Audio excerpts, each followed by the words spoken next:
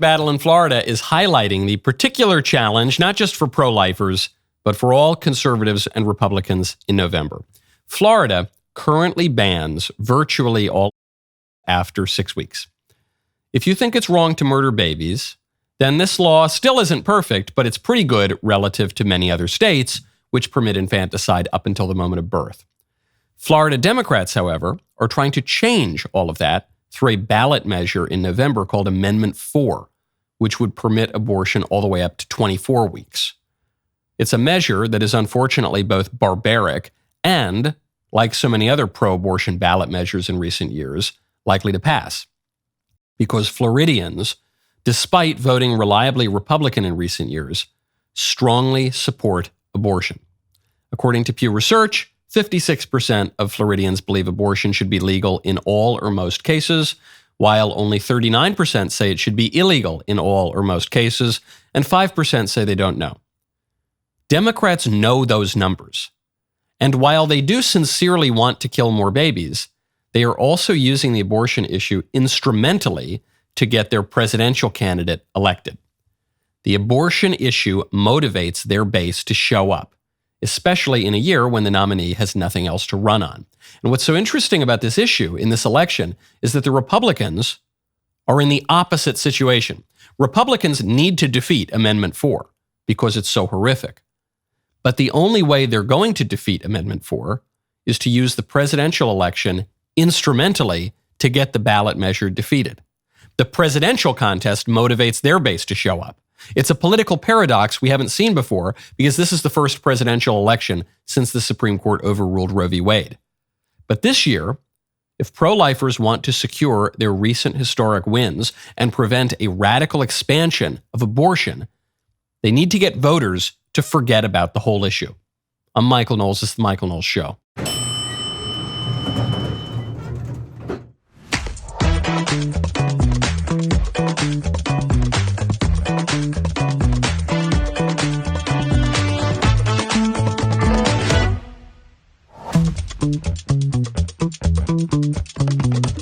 Kamala is running on Trump's border wall.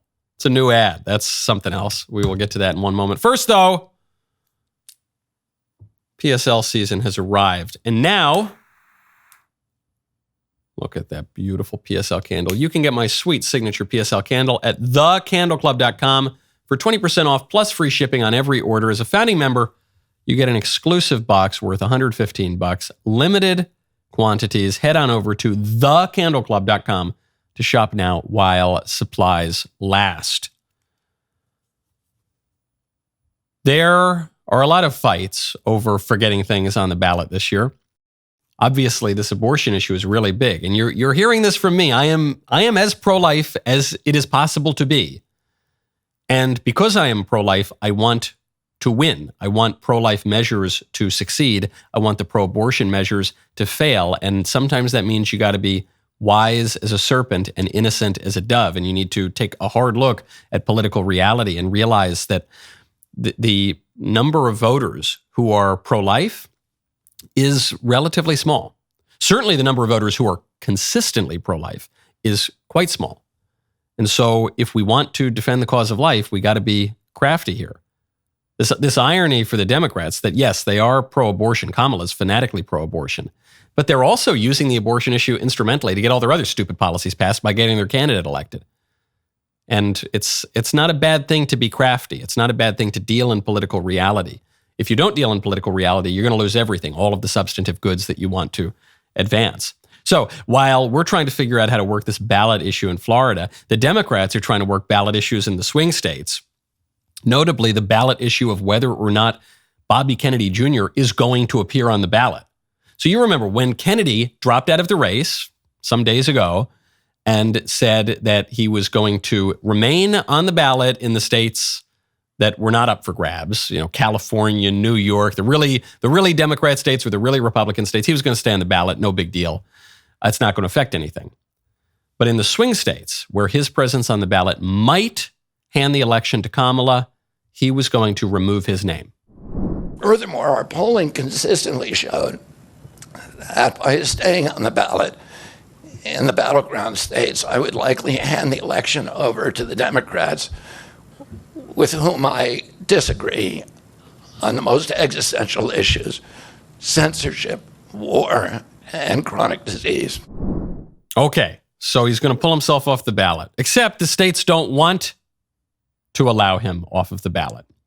Michigan, Wisconsin, and Colorado have denied Kennedy's requests to be removed from the ballot. It's unclear if North Carolina, which is a swing state, unfortunately, Kamala's showing some promise in North Carolina. It's unclear if Carolina is going to take Kennedy off the ballot. Now, Kennedy has managed to get himself removed from the ballot in Arizona, Nevada, and Pennsylvania. That's good, as well as Florida, which I guess is technically up for grabs, but it's looking pretty good for the Republicans, Ohio, and Texas. He's also off the ballot there. But Michigan's a big one, and Michigan is just ruled officially they're not going to let him off the ballot. Michigan has said minor party candidates cannot withdraw, so his name will remain on the ballot in the November election. That's a spokesman for Michigan's Secretary of State. Now, the irony of all this is RFK Jr. had to fight tooth and nail to get on the ballot in the first place. The Democrats were doing everything they could to keep him off of the ballot when it looked like Bobby Kennedy being on the ballot was going to spoil the election for the Democrats back when Joe Biden was still in the race. Now that things have changed, he says, okay, I want to get off the ballot. He's got to fight tooth and nail to get off the ballot. They're not going to let him off the ballot. But they are going to let some minor party candidates off the ballot. They're going to force some minor party candidates off the ballot if they can. Minor party candidates cannot withdraw. Okay, but I guarantee you they'll let Cornel West withdraw. I guarantee you they're going to try everything they can to keep Cornel West off the ballot because he would be a spoiler for the Democrats and he would help the Republicans. It's ironic and yet it's totally predictable. As the meaning of Bobby Kennedy in the race has changed, so too the arguments for keeping him on or off the ballot are going to change from the Libs. That's why it's very, very important for Bobby Kennedy to be out there encouraging his voters time and time again. Vote for Trump. In the swing states, I am urging you, I am demanding that you vote for Trump because the Michigan Democrats who are running the elections over there are going to do everything they can to convince those people to keep voting for Kennedy. Why do these little things matter? These little ballot type initiatives matter because Kamala Harris is a weak candidate. Frontlines just went out there to interview some Kamala supporters. Why do you support Kamala? Here's the answer they got. What do you think was Kamala Harris's most memorable moment as VP? Ooh, I was gonna say all of the memes and the internet. Yeah, I was like, just her dancing all around. I'm just like, yes. I mean, when she was with, I think she was like making curry. Who was she with? I know what you're talking about. Mindy Kaling. Yes. Anyways, that was really funny. I think her most memorable moment was. I should go. I'm so sorry. I mean, like, I'm not really too crazy about anything that she has, but I just know that what she does have is actually going to work. Like, Donald Trump, his campaign has been predicated along the idea that he is going to reduce taxes, reduce inflation, and reduce regulation. And all of those things go against like my ideas as to what makes successful economic policy. In reality, she stands as just the party party standard bearer, as well as the thing that is the best chance of defeating Donald Trump. So sorry to say, the most coherent answer there came at the end from that fella wearing a trans people belong shirt who has long hair and who knows what his self-described identity would be. But that was the most coherent answer. And the answer was, yeah, Trump wants to reduce inflation, and that contradicts my preferred economic policy. We found the one Democrat in America who is explicitly for inflation. Yeah, when the cost of goods and services is affordable, that opposes my economic policy. I want Zimbabwe-style $100 trillion bills to go out and buy a jug of milk. Okay, and that was the most coherent one. You heard the first answer said, "Oh, the most iconic moment of Kamala's vice presidency." I think it's the memes. And there are memes, they're kind of contrived memes, like when that singer girl said that Kamala is brat. She posted that neon green color, and she's Kamala is brat. She's whatever that really means. Okay, regardless of the meme itself, Kamala has nothing to do with that. That's just something that Kamala's supporters are contriving to try to make her look cool. Or, that time that she made curry with Mindy, whatever her name is? That was so iconic. And the second person says, my favorite moment of Kamala's presidency, I got to go. I don't know, I got to go. And then the third guy's honest and he says, it's not really about Kamala. She's just the pallbearer of the Democrat Party. She is. She's the pallbearer of American democracy. That's a Freudian slip where you say one thing and mean your mother. But he says she's just a Democrat. She's not Trump, so that's why I support her. Okay. Well, if there is nothing that even Kamala Harris's supporters can point to recommend her, then that means they're going to have to,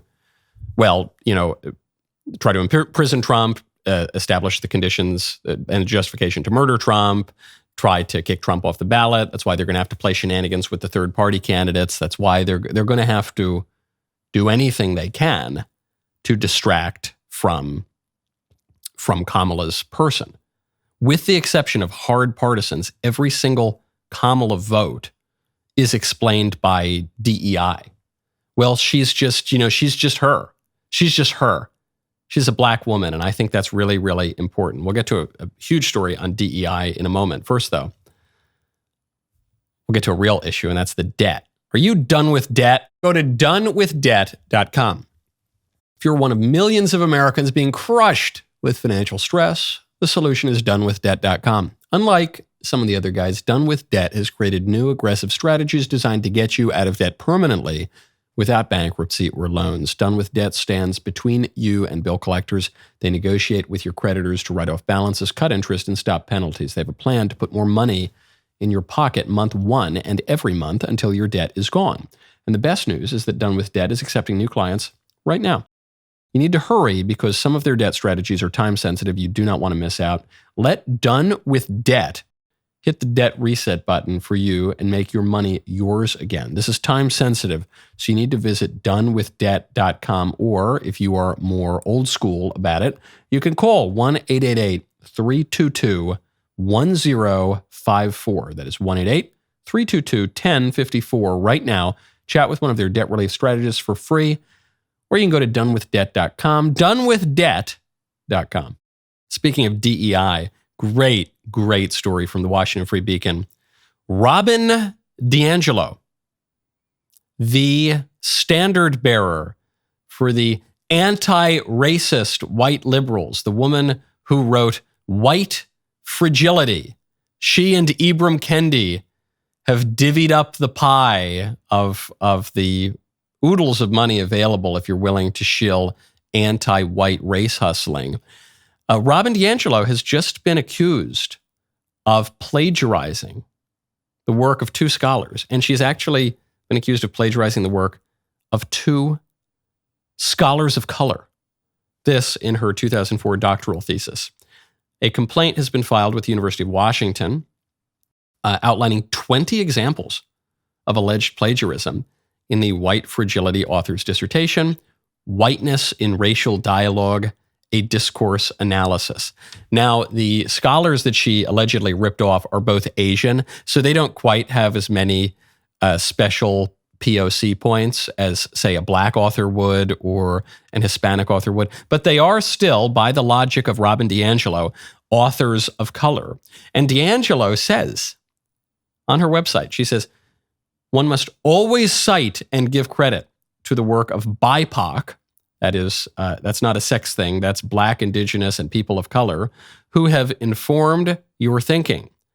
When you use a phrase or idea you get from a BIPOC person, credit them. And now the irony, the height of hypocrisy. This woman, Robin DiAngelo, steals from the BIPOC and she doesn't credit them. What hypocrisy. Who could have seen this coming except for everyone? Of course, the whole Robin DiAngelo phenomenon is plagiarism. Forget about the particular words in her dissertation or anywhere else. The whole phenomenon of bougie white ladies making a career out of out of selling white guilt to other bougie white ladies, that is plagiarism. They are plagiarizing the Black Power and other racial grievance activists of the 1970s. They took a look and they saw that Mowing the flat catchers was a pretty booming business, and they wanted to get a piece of the pie. That's what happened. The whole racial grievance industry is a scam in itself. But specifically, the thing that Robin DiAngelo is selling is a kind of plagiarism. She goes over, she sees that the Black Panthers did a pretty good job shaking down people, individuals, corporations, and governments. And she walked up there and she said, yeah, that's right. Down with the man. Jive turkey, let's go. I'm with you guys. Black Power, yeah. Can I get some of that sweet money, please? And she's done pretty well. She's made millions of dollars doing it. It's a scam. Ideologically and philosophically, it's a scam. And it's a big financial scam. And so no wonder the scammer apparently scams people. No wonder. Turns out this thief is a thief. Now, speaking of plagiarism, there is an even more egregious example of plagiarism involving white people and people of color. In this case, though, this would be a woman of color stealing from a white man, or some would argue an orange man. This would be Kamala Harris stealing Trump's signature policy in her new campaign ad. Kamala Harris has spent decades fighting violent crime. As a border state prosecutor, she took on drug cartels and jailed gang members for smuggling weapons and drugs across the border. As vice president, she backed the toughest border control bill in decades. And as president, she will hire thousands more border agents and crack down on fentanyl and human trafficking. Fixing the border is tough. So is Kamala Harris. I'm Kamala Harris, and I approve this message. So you heard all of those promises. If you were just listening, what you didn't see is a picture of Trump's border wall, the border wall that Biden and Harris on day one set out to tear down. Kamala Harris is now campaigning on Trump's border wall, and she's campaigning on getting tough on the border, and she's campaigning on cracking down on the drugs pouring over the border, and she's campaigning on all the things she could be doing right now. She could be doing all these things right now. I know she's not the president. She's only the vice president.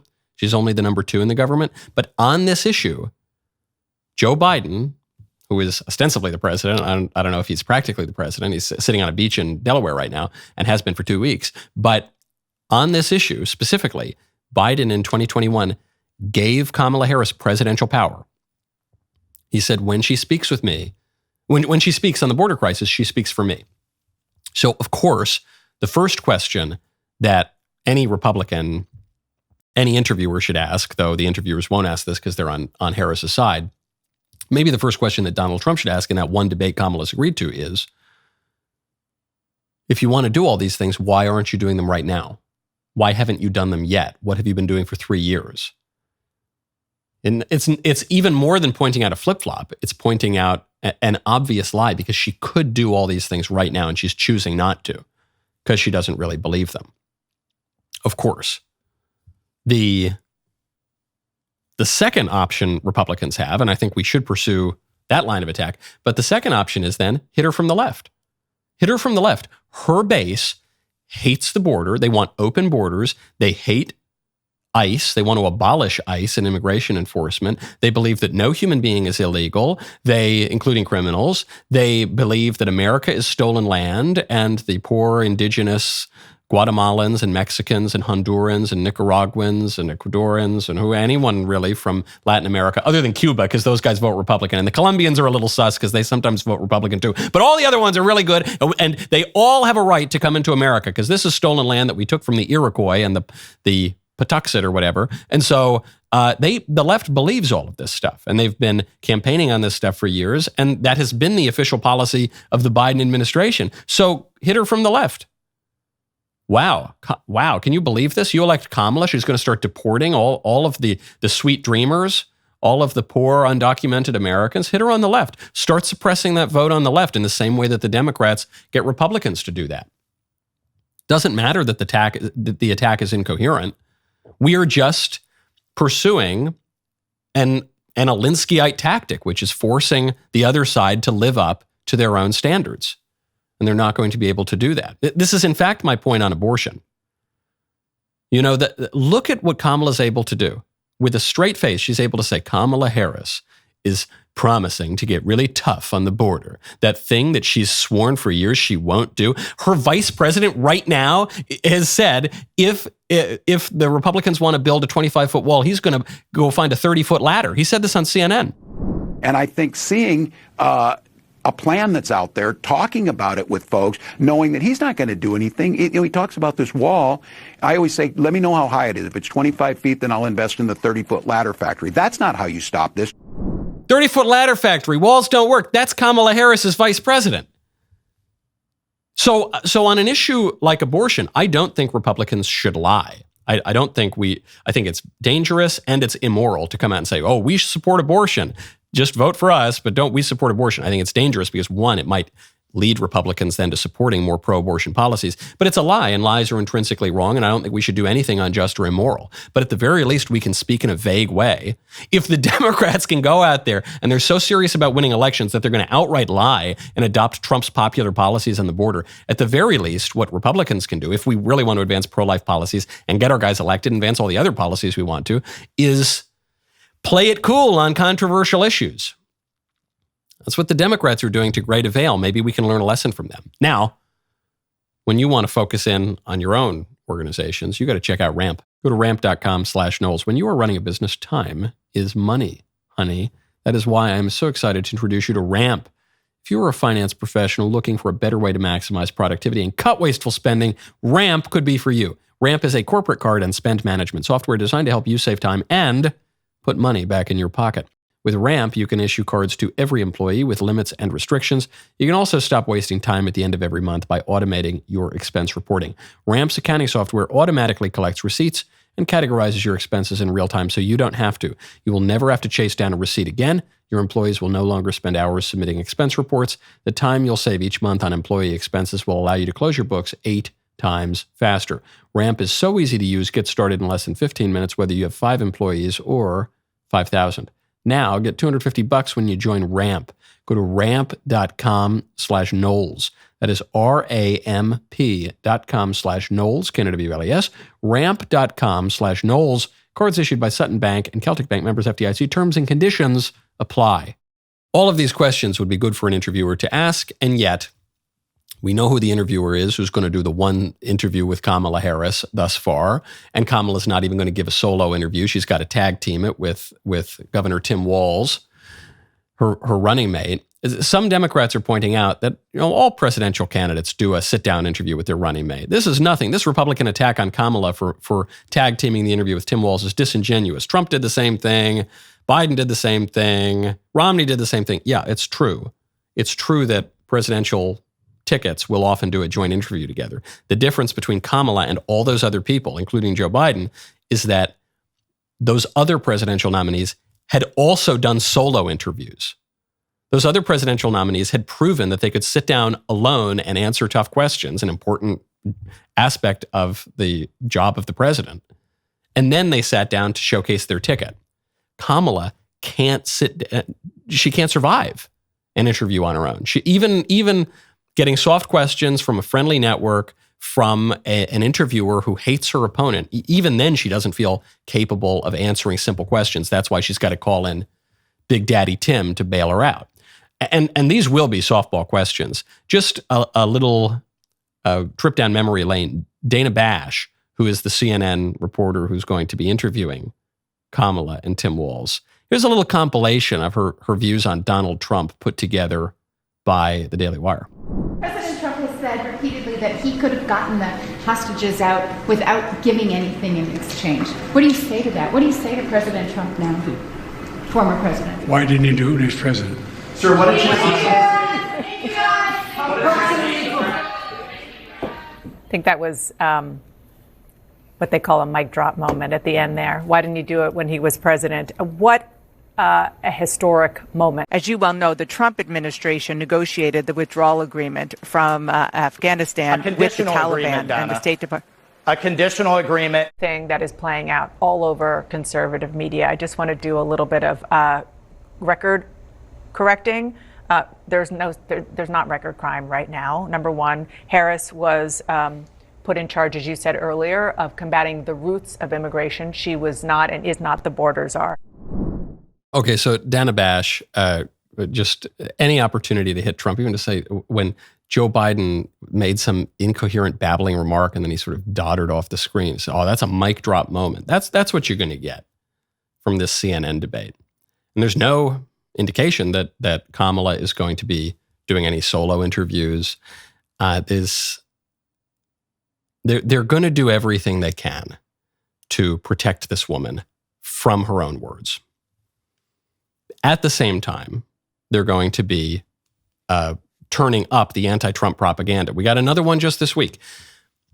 The new headline from the fake news is that J.D. Vance has said that school teachers without biological kids really disturb him. And when I saw this headline, that's the headline everywhere. Here it is. Here, I'll show you. The People magazine. J.D. Vance said he's really disturbed by teachers who are not parents in resurfaced 2021 audio. A zillion other headlines just like that. And I noticed that the quote here, it was one quotation mark. It wasn't two, meaning it was a kind of paraphrasing. It wasn't a direct quote. And I said, okay, well, if they're paraphrasing and it's not a direct quote, I bet this is a total lie. Let me find the audio. What did J.D. Vance really say? And I think our conservative idea is that parents and families should determine what children learn, what values they are brought up with. So many of the leaders of the left, and I hate to be so personal about this, but they're people without kids trying to brainwash the minds of our children. And that really disorients me and it really disturbs me. Randy Weingarten, who's the head of the most powerful teachers union in the country, she doesn't have a single child. If she wants to brainwash and destroy the minds of children, she should have some of her own and leave ours the hell alone. There we go. Did J.D. Vance ever once in that clip, this resurfaced, shocking clip, did he ever once say, teachers without kids really disturb me? Not once. He never said anything like that. He spoke about one particular person, who's not even a teacher, by the way, who's just the head of a teachers union, Randy Weingarten. And he said, it disturbs me that this woman who did a specific thing, she forced American children out of school. She personally destroyed the education of American students for years, refused to let the kids come back after the COVID pandemic, after the big scares were over, refused to follow the science and the evidence, refused to put kids' education first, screwed up the education of countless children in America, that this woman, who is effectively running education policy in America more than anyone else in the country, including the Secretary of Education, that this woman doesn't have any skin in the game. She doesn't have any experience. And so he says, look, if she wants to traumatize kids and scandalize kids, she can have some of her own and do that. That'd be very sad for those kids, but at least it wouldn't then affect millions of American school children. That's what he's saying. And that becomes, J.D. Vance criticizes the way that the teachers union president injured, seriously harmed millions of American children becomes J.D. Vance mocks childless school teachers. He didn't do anything of the kind. Total lie. But it doesn't matter. They won't even be called out for libel here because in the headlines, they acknowledge they're just kind of paraphrasing him. This is just a kind of interpretation of what he said. It turns out to be totally wrong. But the most absurd propaganda of late. Forget about Dana Bash on CNN. Forget about this nonsense they're saying about J.D. Vance. This one, I hope you didn't just finish your breakfast. Your stomach is going to be upset when you hear this one. Opinion piece, Wall Street Journal. Doug Emhoff, this is Kamala Harris's husband, the second gentleman. Doug Emhoff, modern day sex symbol. Excuse me, sorry. I'll just try. Doug Emhoff, modern day. Can you even get that phrase out? Emhoff, this is the subheader. Emhoff is secure enough with his own masculinity to sometimes prioritize his wife's ambitions over his own. What a hunk. So says Catherine Rampel. I'll just read you one little paragraph here. No, this is no joke. This is the third sentence of the piece. Move over, Ryan Gosling. The modern female fantasy is embodied by the man who might soon become our first gentleman.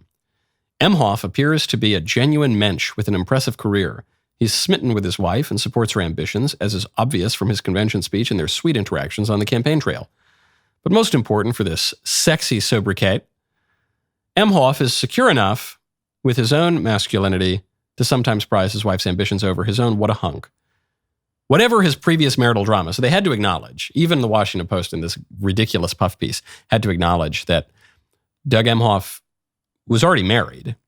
Kamala is the second wife, and he, I'm not revealing private sins. This has all been widely reported. His marriage fell apart in part because he impregnated his babysitter while he was married, and was just apparently a lousy husband. But they write this off. It says whatever his previous marital drama, Emhoff is the working woman's ideal partner, and that line, I think, is the key to the whole piece, because I don't want to just make fun of this ridiculous idea that, and I'm not making fun of Emhoff's looks or anything else, but nobody seriously considers this man a sex symbol. Okay, politicians in general are generally not sex symbols, and maybe Ronald Reagan was probably the last one. I don't think. Bill Clinton, I guess, maybe. Trump for that. Okay, some, but many not quite. Certainly not Doug Emhoff. Whatever his previous marital drama, Emhoff is the working woman's ideal partner. This, I think, is probably true. He's obviously not a great husband, given what he did in his marriage. Not the ideal husband. I don't think anyone would seriously say that with a straight face. But it might well be the case that he is the ideal partner for women who prioritize their professional careers above all else. Yeah, you're not going to get Father Knows Best if you are Kamala Harris. That's probably true. If you have ordered your life like Kamala Harris and you've just put your political ambitions and your professional career above everything else. I'm not saying, you have a job or you care about your professional work, but I mean, that's it. You have presidential style professional ambitions. Yeah, you're not going to get Father Knows Best. Probably not. You're probably more likely to get a guy like this, who would not be most women's first choice for a husband, but hey, he'll at least, keep quiet and sit at home while you go out and do your job. That is probably relatively attractive to women who want to put career above everything else, but it's not attractive. And I think even those women would admit that. They'd still rather have Brad Pitt or Father Knows Best or Gary Cooper or something like that. But they'll have to settle for Doug Emhoff, because Doug Emhoff is the kind of guy. The Doug Emhoff type, the modern day sex symbol. You're right, maybe he's modern day sex symbol. He's the kind of type that is probably the best thing you could settle for if you take modern sex politics seriously. But that's not attractive. I don't think most people want that. I don't think most women want that. I don't think most women want to put their career above everything else. I think actually you're seeing now, day after day, more and more women expressing regret, feeling that they've been duped by modern culture that told them, don't get married, don't have kids, just go work in the widget factory. All that matters is the widget factory. Men and women are exactly the same. Women should engage in casual sex in the same way that men do. Oh, you'll feel great about it. If you accidentally get pregnant, if you contract that awful sexually transmitted disease known as a beautiful human life, just go kill it through abortion. That'll make you happy. That'll make you fulfilled. And it's not. We had a woman call into the show last week who said, I ended up having an abortion, and I take responsibility for that choice, and this is how I was also led to make that choice, and it tortures me. It tortures me to this day. Yeah, right. Doug Emhoff might be the modern day sex symbol. That is not a praise of Doug Emhoff. That is a condemnation. That is an indictment of the modern day. Maybe we need to change the way that we think about these things. Now, when you want to be a real man, when you want to be a responsible man, you ought to check out Responsible Man. Go to responsibleman.com. Gentlemen, in these challenging times, our nation needs strong, virile, handsome, responsible men more than ever. That is why Responsible Man created the Emerson multivitamin for men of honor, uomini d'onore, who take their duties seriously. With 33 key ingredients, this American-made powerhouse supports your immune system, it sharpens your mind, and it keeps your heart and muscles strong. It is the daily discipline that separates the men from the boys. Right now, you can get your first order of Emerson multivitamins for just $27.99. That is over 30% off. How do you do it? You go to responsibleman.com and you fuel your commitment to God, family, and country. Man, these copywriters are laying it on thick, huh? That is responsibleman.com. Do you want to be a uomo d'onore? Do you want to be a man of honor? You want to be the man America needs? Well, if you do, you go to responsibleman.com. My favorite comment yesterday is from Slap My Bass 3825, who says, to think Taylor Swift thought Trump was trouble when she walked in, but then she realized, I'm the problem, it's me. All the haters are going to hate, so shake it off. Yeah, I think that's fair enough. I think that's a pretty good take. Speaking of attraction, a woman has gone viral.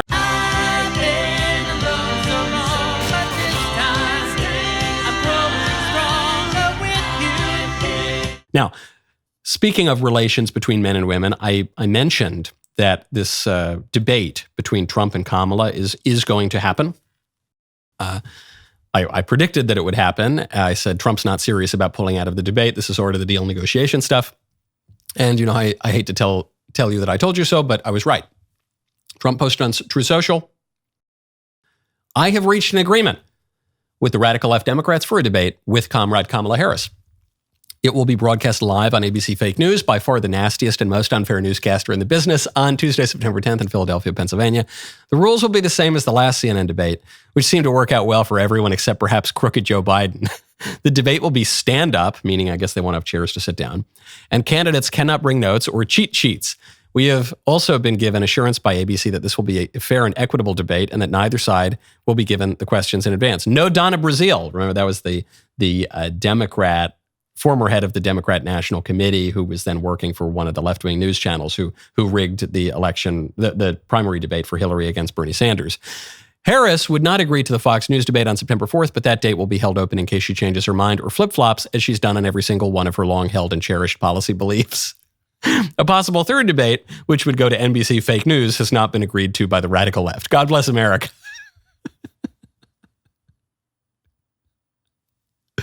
So it's all just a reframing. And notice, Scott Adams, the creator of Dilbert, made this great point when he was psychoanalyzing Trump in 2016. He said, one thing Trump does really well is he talks beyond the sale.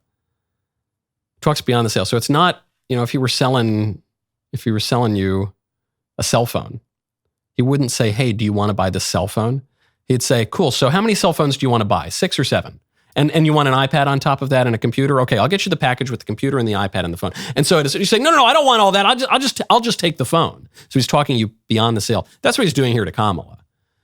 He's saying, yeah, okay, we agreed to this debate, even though it's going to be totally rigged for her. And, you know, she hasn't agreed to the Fox News debate, but maybe she'll flip-flop like she always does. And anyway, by the way, there's going to be a third debate on NBC. NBC is terrible too. But we're talking about the third debate. What do you mean talk about? She just barely agreed to the first debate. And she explicitly has not agreed to the second debate. He's already talking about the third debate. The whole thing is about a reframing.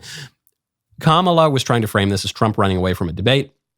Now that framing has been totally switched. If Kamala could have gotten out of that one debate, I think she probably would have.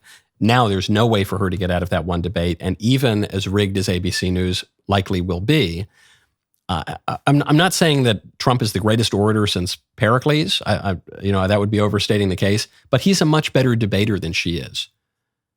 And she has much more to lose from this debate than he does. Now, I'm so excited. I have a guest coming on in this Membrum Segmentum. That would be Stephen Kendrick, the Kendrick brothers. He has a new movie out. The rest of the show continues now. You do not want to miss it. Become a member. Use code Knowles Kennedy to be early. So check out for 2 months free on all annual plans.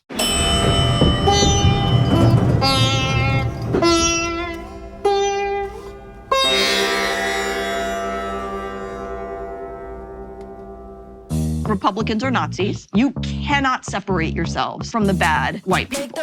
Growing up, I never thought much about race. It never really seemed to matter that much, at least not to me. Am I racist? I would really appreciate it if you left. I'm trying to learn. I'm on this journey. If I'm going to sort this out, I need to go deeper undercover.